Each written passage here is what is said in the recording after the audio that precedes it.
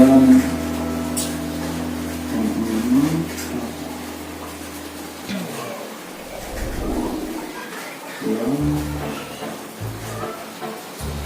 oke. Oh, hai. Assalamualaikum warahmatullahi wabarakatuh. Perkenalkan, nama saya Muhammad Yusuf dari Fakultas Keguruan dan Ilmu Pendidikan Universitas Mataram. Oh ya, saya saat ini sedang mencoba memperbaiki sebuah robot Gundam.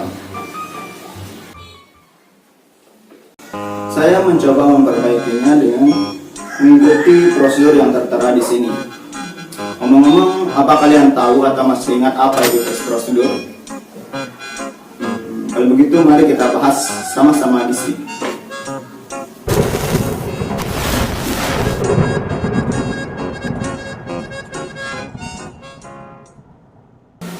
Pengertian teks prosedur sendiri adalah sebuah teks yang berisi tentang cara atau tujuan melakukan atau membuat sesuatu hal dengan langkah demi langkah yang disusun secara berurutan untuk memenuhi tujuan yang diinginkan.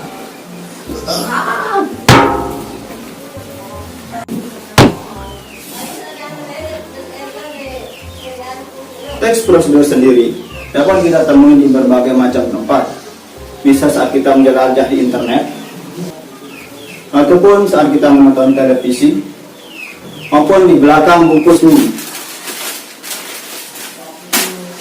Misalnya saja, bagaimana caranya menggoreng.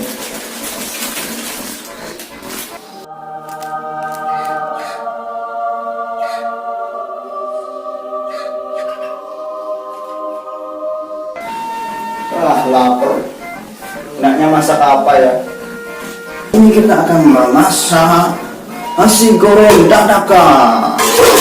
Bahan-bahannya ada di samping.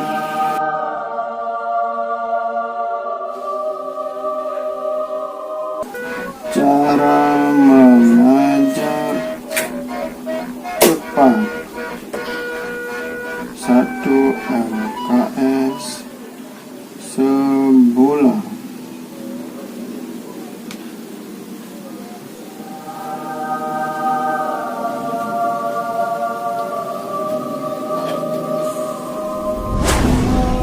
Teks prosedur biasanya terdapat pada tulisan yang mengandung cara, tutorial, ataupun tips melakukan sesuatu. Lalu, apa ciri-ciri teks prosedur?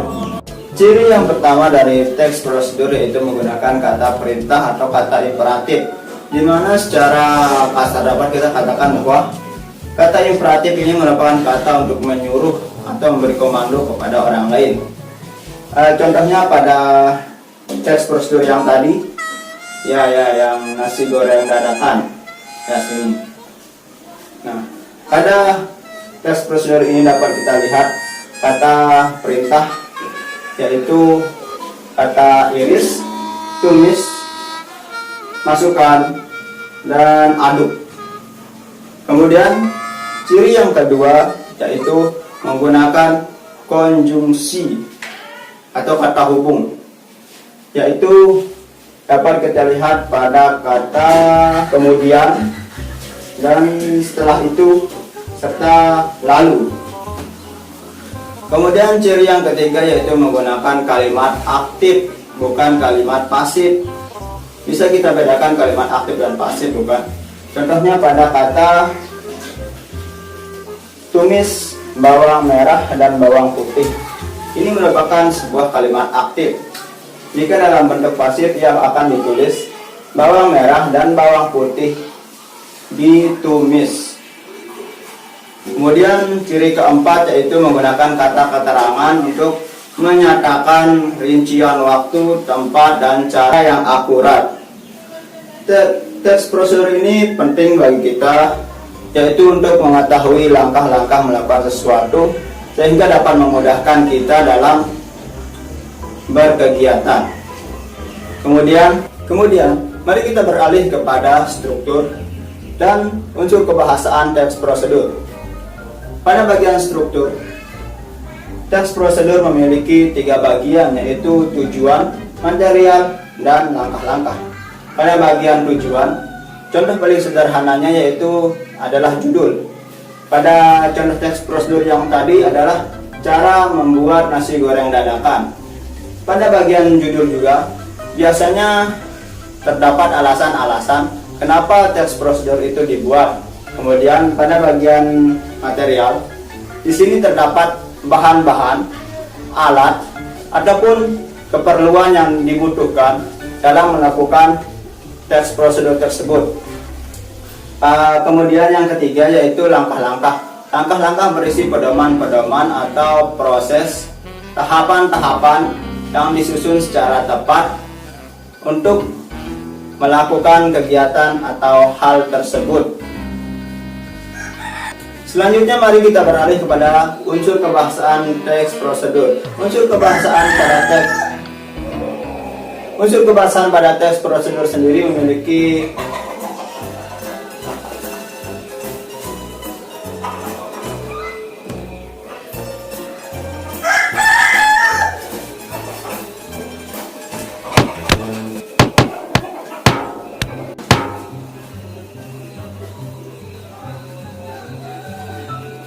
Baik, saya ulangi. Unsur kebahasaan teks prosedur yang pertama adalah menggunakan kata perintah atau kalimat perintah atau kata imperatif seperti yang sudah kita bahas sebelumnya, yaitu untuk mengkomandokan pembaca baik itu menyuruh maupun melarangnya. Yang kedua, teks prosedur menggunakan kalimat deklaratif. Kalimat deklaratif maksudnya adalah kalimat yang digunakan untuk memberikan informasi kepada pembaca. Misalkan contohnya nasi goreng adalah nasi yang biasa ditemukan di warung-warung di tepi jalan. Nah, yang ketiga adalah menggunakan kalimat interrogatif. Kalimat interrogatif ini bisa dibilang sebagai kalimat tanya. Misalnya, pernahkah Anda memakan nasi goreng? Nah, kemudian yang keempat, menggunakan kata teknis. Kata teknis sendiri adalah kata yang biasanya digunakan pada bidang keilmuan tertentu. Misalnya pada biologi, ada kata adaptasi, anatomi. Dan pada kedokteran misalnya ada zat, enzim, dan sebagainya. Seperti itu. Dan yang terakhir, teks prosedur menggunakan kata konjungsi atau kata hubung yang sudah kita bahas sebelumnya. Sekarang mari kita coba baca suatu teks prosedur dan menentukan mana pernyataan umum dan tahapan-tahapan di dalamnya.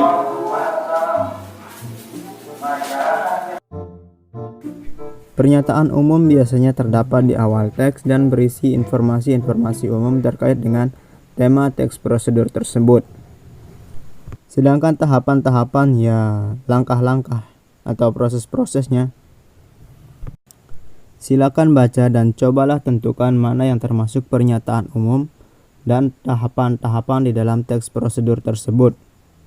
Caranya yaitu dengan membaca teks prosedur secara cermat, kemudian menggali informasi-informasi di dalam teks prosedur tersebut, memahaminya, dan kemudian memadatkan isinya sehingga kita dapat menemukan inti dari tahapan-tahapan tersebut. Jika sudah, mari kita bahas pernyataan umum pada kalimat teks prosedur tersebut, yaitu wawancara merupakan kesempatan untuk menggali kualifikasi calon secara mendalam, dan wawancara pun menjadi ajang tanya jawab antara wawancara dengan calon. Kemudian tahapan-tahapannya yaitu yang pertama, melihat kecocokan dengan posisi pekerjaan yang dilamar. Kedua, ketika berkomunikasi harus berbicara dengan jelas. Ketiga, menyimak dengan baik apa yang disampaikan pewawancara. Keempat, sikap tubuh harus tegak.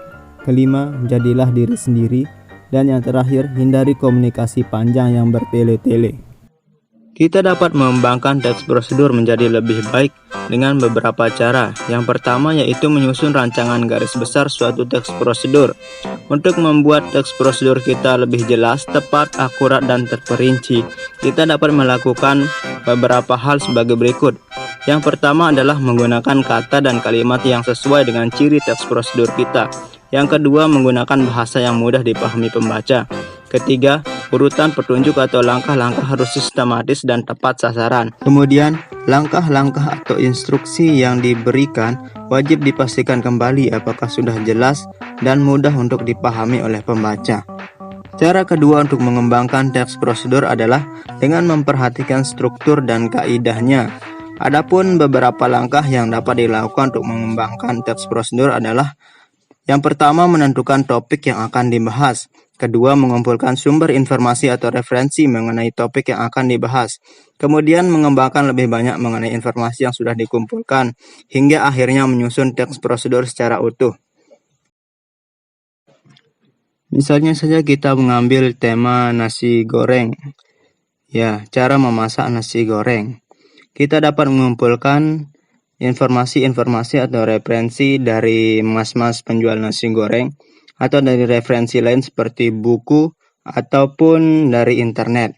Nah, yang ketiga, kita harus bisa mengembangkan informasi-informasi yang sudah kita dapatkan tersebut hingga kemudian menyusunnya menjadi teks prosedur yang utuh.